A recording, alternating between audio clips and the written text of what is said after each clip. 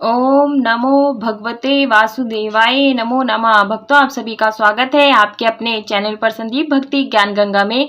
भक्तों, आज के इस वीडियो में हम जानने वाले हैं अपरा एकादशी की बहुत ही सरल पूजा विधि। भक्तों, अपरा एकादशी व्रत भगवान विष्णु को बेहद प्रिय है।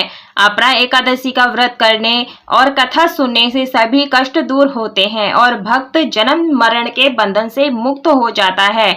ज्येष्ठ मास की कृष्ण पक्ष की एकादशी को अपरा और अचला एकादशी के नाम से जाना जाता है। तो भक्तों, यह जो पूजन है आप सुबह सवेरे आप इस पूजन को करें, यानी 10-11 बजे आप इस पूजन को कर ले।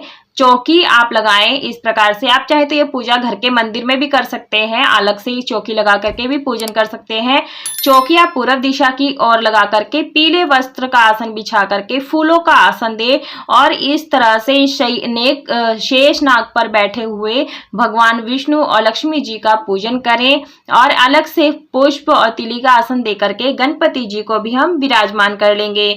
भक्तों, यह जो पूजन है आप व्रती को सुबह ब्रह्म मुहूर्त में उठ करके स्नान आदि कार्यों से निवृत्त हो जाने के बाद में सुबह सुबह में सूर्य देव को अर्घ्य देने के बाद में अपने मंदिर में व्रत का संकल्प लें। उसके बाद इस पूजन को करें। अक्षत और तिली लेकर के, पुष्प यानी और तिली लेकर के हमें सभी देवी देवताओं का आवाहन करना है और उनसे प्रार्थना करनी है कि आप चौकी पर आइए और हमें पूजा करने का सौभाग्य प्रदान कीजिए। साथ में तुलसी मैया को भी विराजमान कर ले, क्योंकि एकादशी के दिन तुलसी मैया का भी पूजन किया जाता है। तो उसके बाद में गंगा जल से हम यहाँ पर शुद्धिकरण कर लेंगे, पवित्रीकरण कर लेंगे। ध्यान रहे, एकादशी के दिन तुलसी मैया में जल नहीं चढ़ा रहे हैं, क्योंकि तुलसी मैया का भी व्रत होता है, निर्जला व्रत होता है। इस प्रकार से हम धूप दीप प्रज्वलित करने के बाद में यहाँ पर जनेऊ सभी को समर्पित कर देंगे। तो देखिए भक्तों, ज्येष्ठ मास की कृष्ण पक्ष की एकादशी तिथि को अपरा एकादशी के नाम से जाना जाता है और देखिए धार्मिक दृष्टि से इसका विशेष महत्व होता है। तो यहाँ पर इत्र लगा करके वस्त्र रूपी कलावा अर्पित कर देंगे। आप चाहे तो यहाँ पर पीले वस्त्र भी अर्पित कर सकते हैं।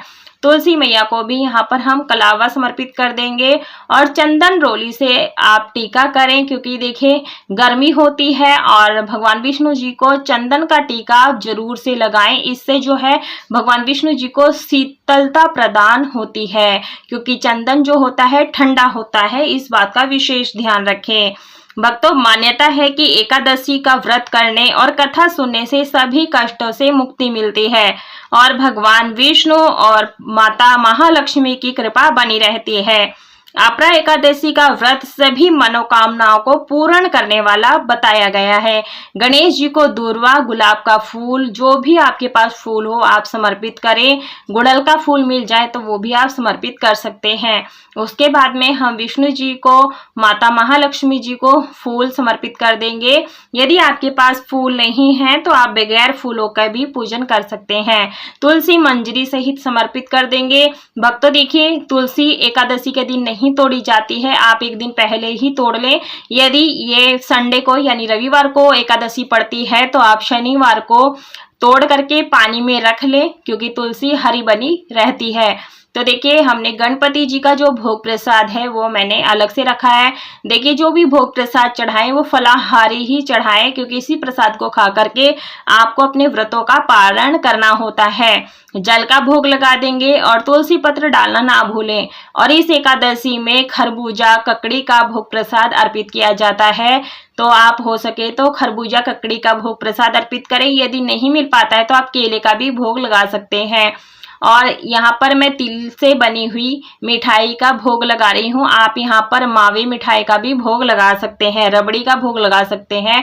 उसके बाद में हम यहाँ पर धूप दीप दिखा देंगे। भक्तों, धार्मिक मान्यताओं के अनुसार अपरा एकादशी का व्रत रखने से हर प्रकार के भय दूर होते हैं और जन्म मरण के मुक्ति बंधन से मुक्ति मिलती है। अपरा एकादशी के व्रत सभी कार्यों में विजय दिलाता है। देखिए, हमने तिली ले ली है और पुष्प ले लिया है। इसके बाद में हमें अपरा एकादशी की व्रत कथा या कहानी सुननी होती है। इसकी कथा की वीडियो मैंने अलग कर दी है, उसका लिंक मैं आपको डिस्क्रिप्शन में दे दूंगी। आप वहां जाकर के कथा सुन सकते हैं हमारे चैनल से। और देखिए, उसके बाद में भक्तों जो व्रत का शुभ मुहूर्त क्या है, व्रत का पारण क्या है, इसका जो डिस्क्रिप्शन में मैं डाल दूंगी, आप वहां जाकर के देख सकते हैं। अंत में हम यहाँ पर कपूर से आरती करेंगे। आप यहाँ पर ओम नमो भगवते वासुदेवाय नमो नमः मंत्र का जाप कर सकते हैं और पूजन के दौरान मंत्र का जाप जरूर से करते रहें। और इस प्रकार से प्रेम पूर्वक हम गणेश जी की और माता महालक्ष्मी जी की, विष्णु भगवान जी की, तुलसी मैया जी की आरती यहाँ पर उतार लेंगे। भक्तों, अपरा एकादशी के व्रत सभी कार्यों में विजय दिलाता है और इस तिथि का व्रत करने और कथा सुनने से 100 यज्ञों के बराबर पुण्य फल की प्राप्ति होती है। इस व्रत में शंख, चक्र और गदाधारी भगवान विष्णु के स्वरूप की पूजा की जाती है। तो देखिए, हमने आरती कर ली है, सभी चीजों को हम मिनस देंगे, शीतल कर देंगे आरती को, और इसके बाद में हाथ में थोड़ा सा जल लेकर के सभी चीजों को मिनस देंगे। मिनसने से ये होता है, जो भोग प्रसाद होता है भगवान सहज स्वीकार कर लेते हैं। प्रार्थना जरूर से कर लें। भक्तों, जैसा कि आप सभी को पता है, एकादशी 10वीं तिथि से ही शुरू हो जाती है, आप इसका ध्यान रखें। और देखिए, दक्षिणा जरूर से निकालें। दक्षिणा निकालने से जो पूजा में कमी रह जाती है वो दक्षिणा से परिपूर्ण हो जाती है। तो दशमी को सूर्यास्त के बाद कुछ खाए पिए नहीं है। यदि भूख लग जाती है, फल आदि खा सकते हैं, चाहे दूध पी सकते हैं। एकादशी का व्रत रखें, निर्जला रखें, चाहे फलाहार रखें। और द्वादशी के दिन दान आदि करने के बाद में आप चावलों का भोग लगा सकते हैं। एकादशी के दिन हमें ना चावल दान करना है, ना ही पूजा में चावल प्रयोग करने हैं, और ना ही हमें घर में खाना है, ना कभी किसी को खिलाना है। इस बात का ध्यान रखें। ब्रह्मचर्य का पालन करें। और गर्मी का दिन है तो आप ज्यादा से ज्यादा ठंडी चीजों का दान कर सकते हैं। और इस तरह से आप तुलसी मैया के लिए शाम के समय धूप आरती जरूर से करें। जल नहीं चढ़ाया जाता है, आप इस तरह से ध्यान रखें। शनिवार के दिन आप एक दिन पहले ही अच्छी प्रकार से जल दे दें, ताकि एकादशी के दिन तुलसी में जल ना डालना पड़े। आई होप आपको यह एकादशी की सरल पूजा विधि पसंद आई होगी। यदि पसंद आई है तो वीडियो को लाइक, शेयर, सब्सक्राइब जरूर से कीजिएगा। यूट्यूब पे हैं, चैनल को सब्सक्राइब कर लीजिएगा। फेसबुक और इंस्टाग्राम पे है तो फॉलो जरूर से कीजिएगा। कमेंट बॉक्स में हरी राधे राधे अवश्य लिखे। पूरा वीडियो देखने के लिए